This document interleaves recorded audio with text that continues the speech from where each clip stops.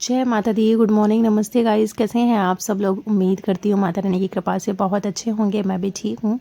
तो आज मेरे व्लॉग की शुरुआत हो रही है मॉर्निंग से ही और अभी सुबह के बज रहे हैं 4:45। वैसे मैं 5 बजे उठती थी, लेकिन अभी 4:45 मतलब 15 मिनट और पहले उठने लगी हूँ, क्योंकि जो 15 मिनट होते हैं वो मैं अपने आप को देती हूँ, पानी वगैरह पीती हूँ, उसके बाद फिर मैं घर के कामों में लगती हूँ। तो ये सबसे ज़्यादा सुकून वाला पल होता है। और वैसे भी मुझे ना अपने घर का सबसे ज़्यादा अच्छा जो एरिया लगता है ना, वो यही वाला लगता है। पीसफुल रहता है, यहाँ पे अगर बैठ जाओ ना तो माइंड एकदम से रिलैक्स हो जाता है। और अभी हमारा ना नीचे का एसी ख़राब हो रखा है, तो अभी हम लोग ऊपर सो रहे हैं। तो रात को ही मैं अपना गर्म पानी करके ना मिल्टन में भर के लेकर आई थी, जिससे कि सुबह मैं अपना आराम से बैठ के यहाँ पे पानी पी सकूँ। उसके बाद मैं फिर नीचे जाऊँगी, तो फिर आरू के ना स्कूल के लिए लंच और ब्रेकफास्ट तैयार करूँगी। उसके बाद मैं इनका भी तुरंत बाद में इनका भी ऑफ़िस का खाना वगैरह सब कुछ ना बनता है। तो 5 बजे से अपने घर के कामों में लग जाऊँगी। 15 मिनट में आराम से बैठ के यहाँ पर रिलैक्स होके ना पानी पीऊँगी। और अभी बहुत ज़्यादा रोशनी हुई नहीं है, लाइट जल रही है, इस वजह से इतना दिख रहा है। बाकी का ये जो टाइम होता है ना, बहुत ज़्यादा माइंड को रिलैक्स करता है। तो यहाँ मेरे साथ में आप लोग भी इंजॉय करिए ये वाला टाइम।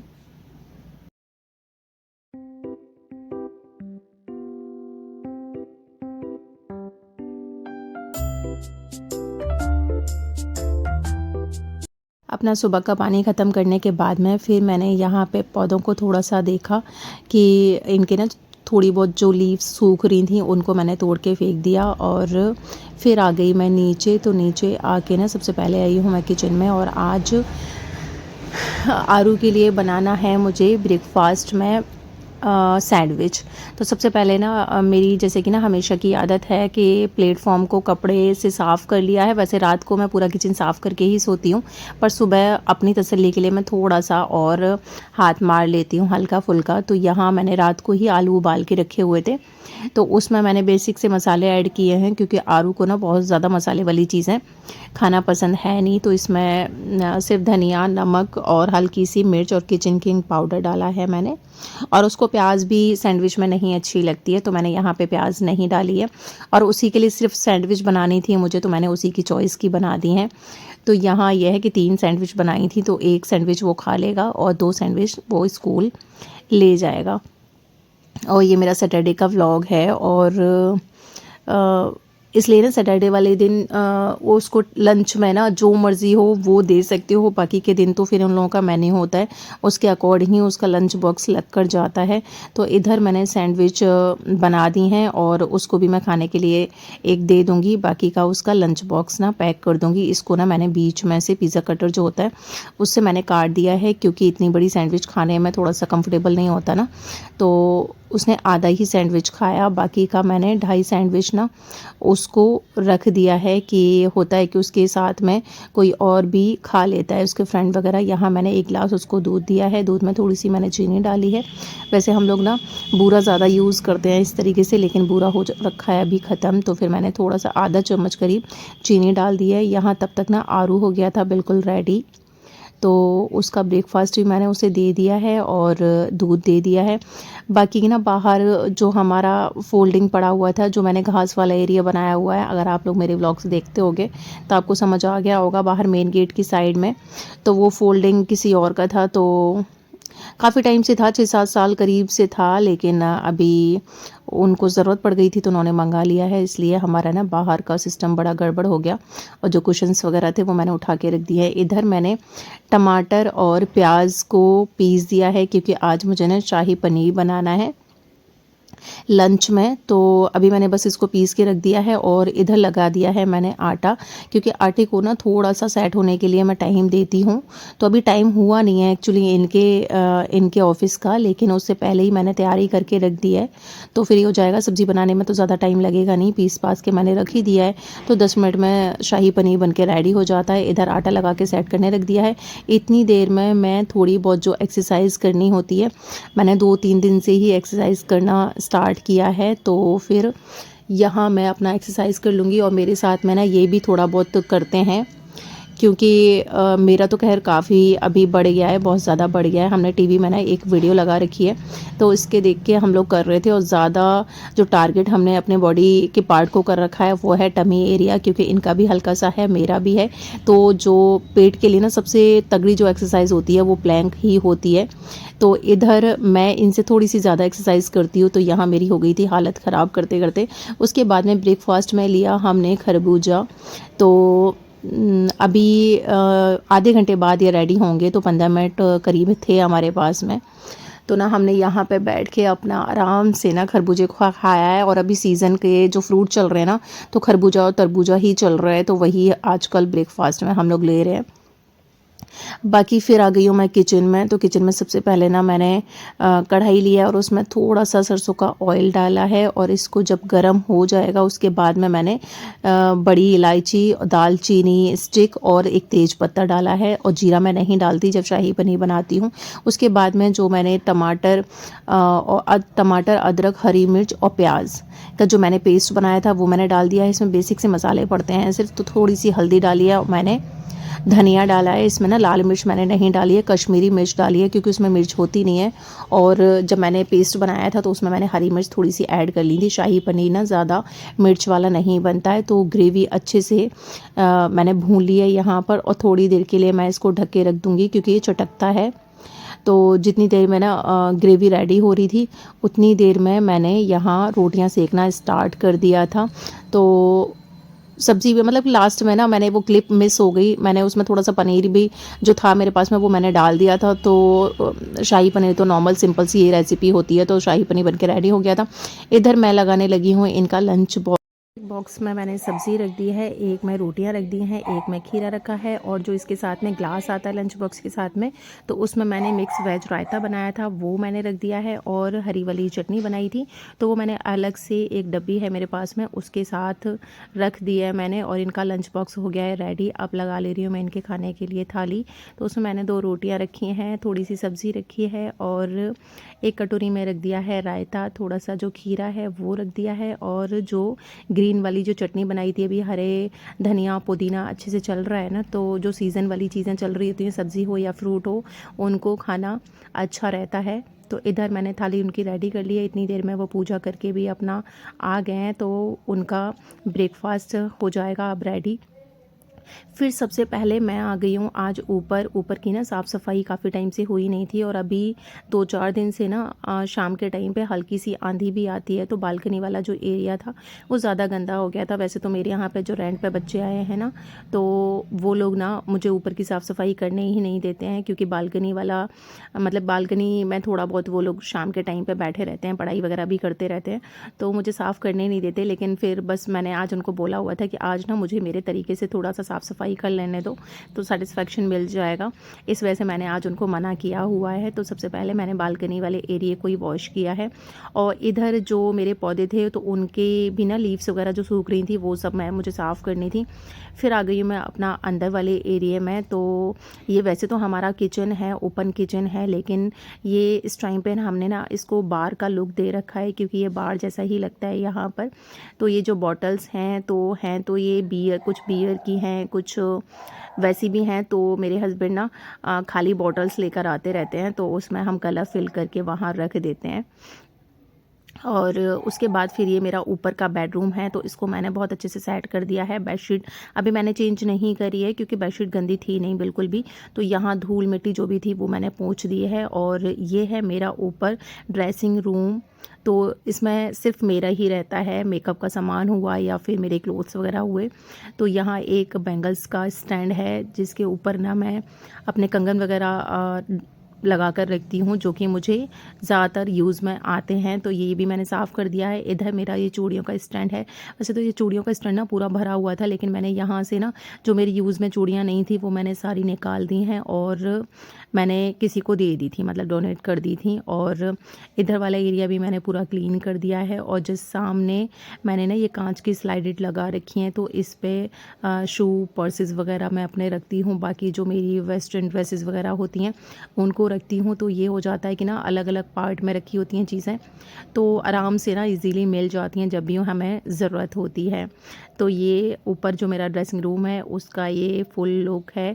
किसी और दिन मैं ना इसका अच्छे से विज़िट कराऊंगी कि किस वाले पोर्शन में मैंने क्या चीज़ रखी हुई है। तो ये मुझे बहुत अच्छा लगता है, ये मेरी ही चॉइस से बना हुआ है। फिर मैं आ गई रूम में और आज मैं पोछा नहीं लगा रही हूँ, पूरा ना घर को ना अच्छे से वॉश कर रही हूँ, क्योंकि 2-4-6 दिन बाद ना मुझे धुलाई का थोड़ा सा कीड़ा रहता ही है। क्योंकि जब धुलाई कर दो ना तो एक एक कण जो होता है धूल मिट्टी का वो बिल्कुल साफ़ हो जाता है। ये मेरे सोफ़े की, नीचे वाले सोफ़े की ही 2 एक्स्ट्रा कुर्सियाँ हैं जो कि मैंने इस वाले रूम में ना आगे की साइड में से ऐड कर रखी हैं, क्योंकि ये रूम काफ़ी बड़ा है। और ये सफाई होने के बाद में ये रूम ना मेरा ऐसा लग रहा है साफ़ सुथरा एकदम से। और बहुत साफ़ सफाई के बाद में ना बहुत सुकून मिलता है। फिर आ गई मैं अपना ये ऊपर हॉल में, और हमने ऊपर का जो बनवाया हुआ है पोर्शन वो थोड़ा सा ना खुला खुला बनवाया है कि कभी कभार का जैसे घर में कोई फंक्शन होता है ना तो आराम से ना यहाँ पे 30-40 लोग आराम से आ जाएंगे, बिल्कुल भीड़ भाड़ सी नहीं लगती है। इसलिए हमने ऊपर का ना बिल्कुल खुला खुला बनवाया हुआ है। और ये है मेरा सोफ़ा।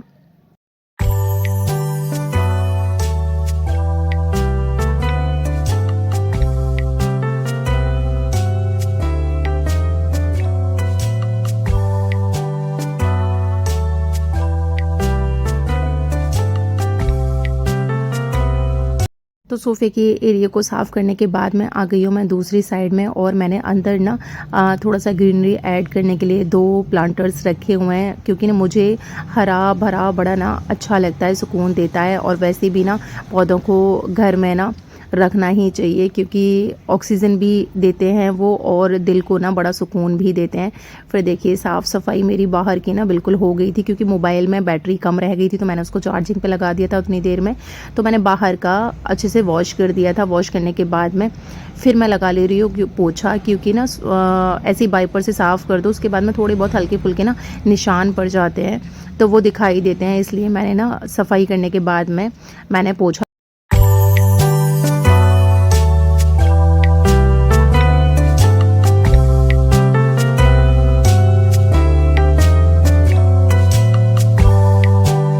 पूरा घर एकदम से ना साफ सुथरा होकर ऐसा लग रहा है। आइए आप लोग भी देख लीजिए।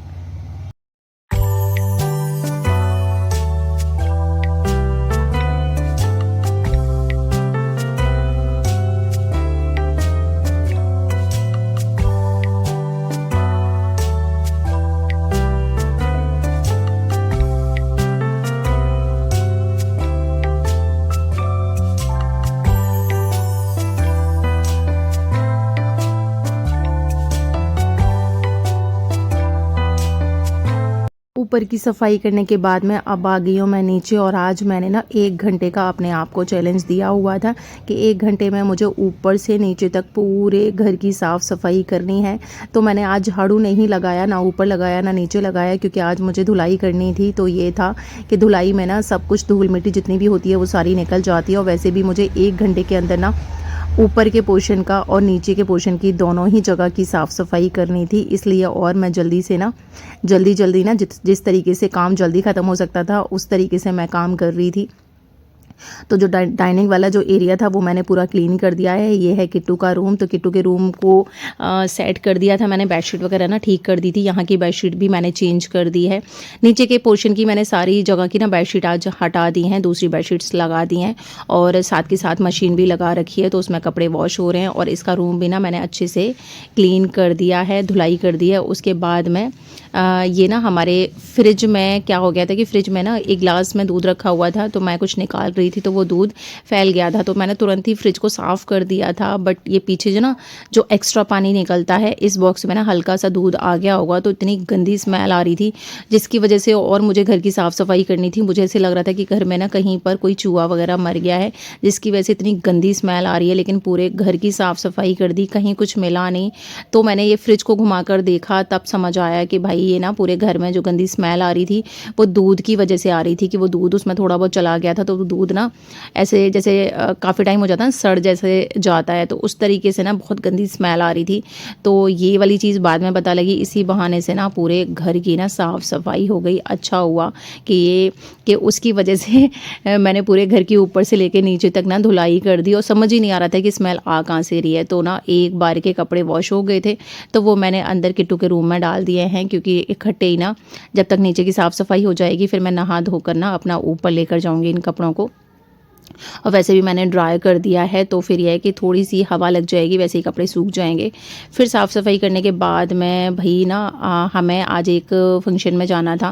मतलब मेरी मम्मी के घर के बिल्कुल बगल में ही ना एक फ़ंक्शन था जिसका मुझे बिल्कुल भी याद नहीं था, इसलिए और मैं घर की साफ़ सफाइयों में लग गई थी। बट मेरी छोटी वाली भाभी का फ़ोन आया तो उसने मुझे बताया कि आज ना बगल में एक फ़ंक्शन है तो वहाँ आपको आना है। तो मैंने इनको ऑफ़िस कॉल करके बोला, तो इन्होंने कहा ठीक है मैं आता हूँ, फिर तब तक ना तुम रेडी हो जाना। तो बच्चे तो दोनों नहीं जा रहे हैं, इसलिए हम लोग ना बाइक से निकल जाएंगे, क्योंकि कार से जाओ तो ट्रैफिक बहुत ज़्यादा मिलता है और हम लेट भी काफ़ी हो गए थे। क्योंकि वैसा कोई फंक्शन तो है नहीं, बच्ची का नामकरण है उसका फंक्शन है, तो हमें लग रहा था कि थोड़ा जल्दी पहुंच जाएं, तो फिर रात को अभी वापस जल्दी जाएंगे, क्योंकि सुबह फिर से जल्दी उठना पड़ेगा, इनको भी ऑफिस जाना है और आरू को स्कूल जाना है। उसकी वजह से ना थोड़ा जल्दी जल्दी था। तो फिर इन्होंने तो एक्चुअली बोला था कि कार से ही चलते हैं, पर शाम का टाइम था, हवा चल रही थी अच्छी, तो मैंने कहा बाइक से ही चलते हैं।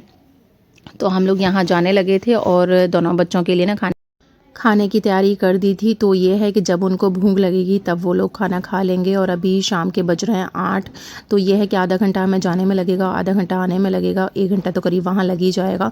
तो आराम से 10 साढ़े 10 तो हम लोगों को बजने वाले हैं ही।